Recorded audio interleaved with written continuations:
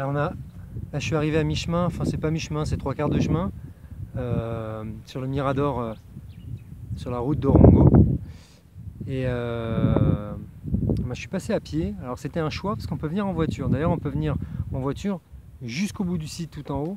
Mais du coup je trouve quel dommage quoi. C'est 10 minutes de voiture, c'est 3/4 d'heure de marche, allez 1 heure de marche si on marche doucement, 1 heure de marche si on a des enfants. C'est praticable avec les enfants, le chemin il est nickel. Alors ça monte un petit peu c'est sûr, mais si on y va tranquille, en 1 heure maximum on est arrivé au Mirador. Et après pour aller jusqu'au site de l'Homme-Oiseau c'est 1/4 d'heure.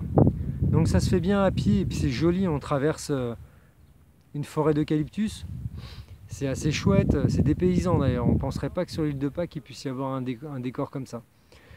Et puis voilà, puis sinon ça manque de saveur, ça manque de préliminaire, c'est pas génial, on arrive direct au but, alors que là petit à petit on grimpe, on commence à voir la mer, on commence à deviner qu'il va y avoir une vue panoramique sur la mer, et on se retrouve au Mirador. Le Mirador c'est magnifique, c'est vu sur le volcan, donc c'est un énorme cratère de volcan qui est juste devant moi. Alors je vais vous montrer ça, c'est splendide.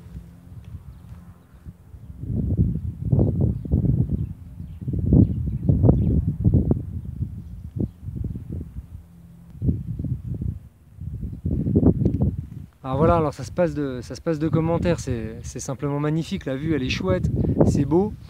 Et alors, si on regarde tout en haut, voilà, si on suit mon doigt jusqu'à la flèche là, on arrive sur le site de l'Homme-Oiseau.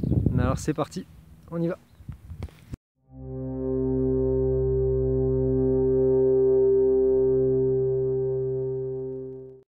Alors après le petit chemin qui serpente entre le cratère et le bout de l'île, on arrive sur Orongo, donc avec l'histoire de l'Homme-Oiseau. On passe par la petite caboulotte, la petite dame n'est pas là. Alors, on arrive là-dedans dans un petit circuit organisé en 8 points, on a dit la dame. 8 points pour comprendre l'Homme-Oiseau. Derrière moi on ne le voit pas encore. Ici il y a les motos, les trois îles qu'on va aller regarder.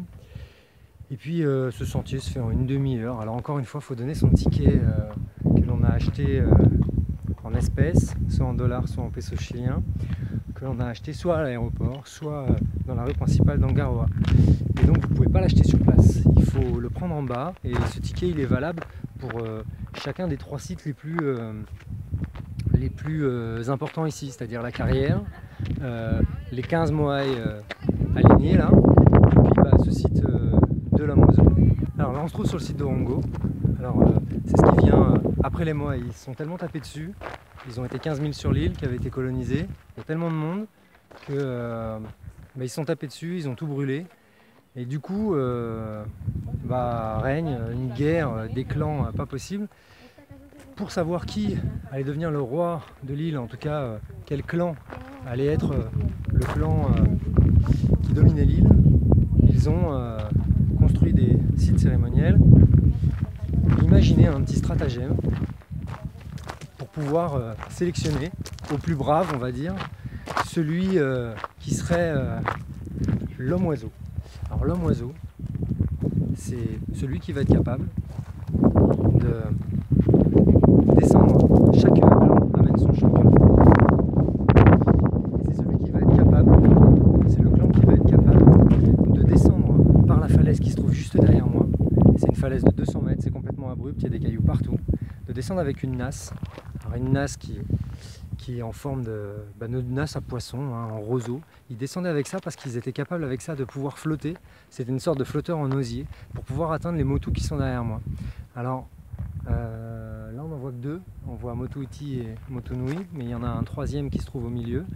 Les motus ils sont à 2 km, donc ils devaient descendre les 200 mètres, nager 2 km, aller chercher un œuf d'oiseau, c'est pour ça qu'on appelle la légende de l'Homme-Oiseau, revenir jusque sur la falaise, remonter la falaise, et une fois il devait être bien claqué, et arriver ici, il montait sur la plateforme qui est derrière moi, et c'est celui-là, celui qui celui qui est arrivé là, le champion qui est arrivé là, faisait gagner son clan. Et donc, pendant un an, ce clan-là était le clan guerrier qui dominait l'ensemble de l'île de Pâques, avec le chef du clan qui devenait le chef de l'île de Pâques.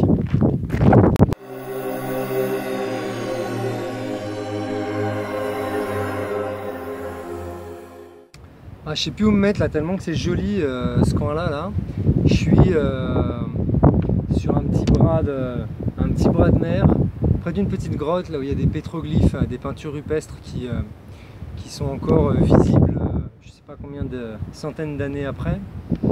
Je voulais quand même faire un petit aparté sur les saisons. Là, je me suis pris un petit coup de soleil. Bon, moi c'est fréquent, même l'hiver, je peux me prendre un coup de soleil. Mais les saisons pour venir sur l'île de Pâques, il y a 3 grosses saisons. Enfin, disons, il y a 2 saisons et des intersaisons. Les 2 saisons, c'est de janvier à mars. Alors là, c'est complètement complet. En plus, il y a une fête au mois de février qui s'appelle Tapati, qui est une espèce de vitrine un peu des danses, des chants, des activités sportives que pouvaient faire les Pasquans. Donc bon, c'est un peu culturel, traditionnel, touristique. Ça doit être quand même sympa à voir. Il y a pas mal de monde à ce moment-là. Après, il y a la saison de juillet-août, il fait assez frais, il fait 18 degrés, donc c'est un peu plus frais. Le reste, c'est des intersaisons. Après, c'est sympa de pouvoir se faire Noël à 26 ou 27 degrés. Le reste de l'année, voilà, on va dire de avril jusqu'à juillet, et puis de septembre jusqu'à décembre, on est en intersaison. Donc déjà, les logements sont plutôt libres. Je ne sais pas si c'est plus cher pendant la haute saison, j'imagine que oui, mais là ça reste quand même correct. Regardez le prix du camping. Moi je suis pas en camping, j'ai regardé un emplacement de tente au camping qui est à Ongaroa, c'est 7 € la nuit. Une place au dortoir c'est 15 €. Donc bon, c'est vraiment pas très cher comparativement à ce qu'on peut trouver en métropole. Après on peut rajouter l'électricité. Et puis dans une petite pension, on peut avoir des chambres avec des prix qui oscillent de 35 à vraiment, si on veut un bungalow, à 65 €. Et puis après, il y a des hôtels aussi qui commencent à partir de 80-85 € avec le petit déjeuner compris, jusqu'à des gros hôtels. Je pense qu'il y en a 3, des gros hôtels comme on voit dans d'autres endroits. Hôtels, piscines, restaurants, etc., etc. On est sur des prix voilà, à 300. Ça monte pas à 1500 € la nuit comme on voit à Bora Bora, mais on est quand même à 300-380 € la nuit. Et j'y suis pas allé, mais ça doit être bien sympa. Voilà, je me suis mis là parce que l'endroit il est carrément sympa. Et en fait, ce qui est cool ici, c'est que en plus de voir le site de l'Homme-Oiseau, en plus de voir les cratères des volcans, en plus de voir les moaïs et la carrière des moaïs et tout ça, je trouve que ça a du caractère, quoi. C'est assez découpé parce que là c'est de la lave, donc la roche volcanique, ça a un certain cachet, c'est tout noir dans la mer qui est d'un bleu pas possible, donc du coup ça tranche un peu, c'est sympa avec le vert dans l'eau parce que c'est hyper vert. Et puis tantôt c'est plat, tantôt il y a un peu de relief. Enfin, j'étais loin de penser que sur l'île de Pâques c'était comme ça. Je voyais une petite île, alors en forme de triangle, tout plat, avec des moaïs de chaque côté.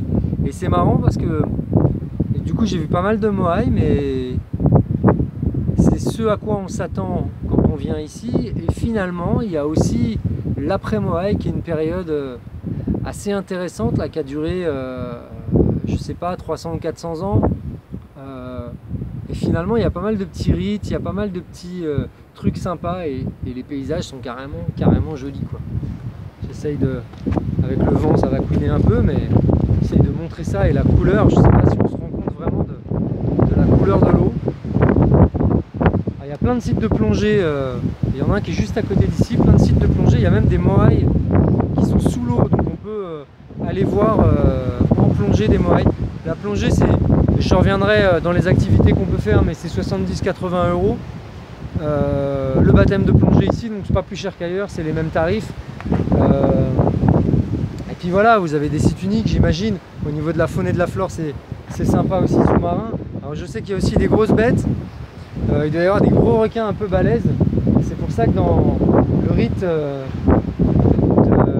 l'homme oiseau là, quand pendant je sais pas combien de temps ils se débattaient dans l'eau avec leur nasse en osier pour traverser les 2 km qui les séparaient, je sais pas s'ils pensaient à ça, mais moi j'y penserais pas mal parce que c'est